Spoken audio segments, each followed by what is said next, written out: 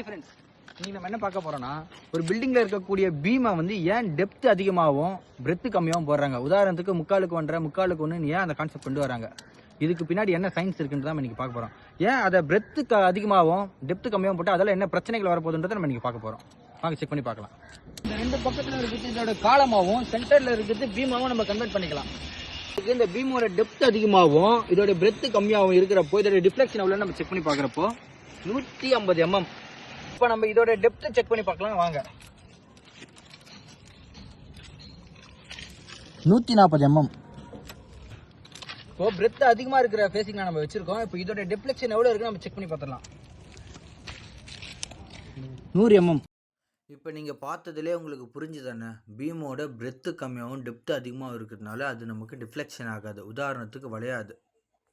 உங்கள் பில்டிங் கட்டுறவங்க யாராவது குவாலிட்டி விஷயத்தில் உங்களுக்கு காம்ப்ரமைஸ் பண்ணாங்கன்னா நீங்கள் நம்ம வீடியோவை கட்டி பேசலாம்.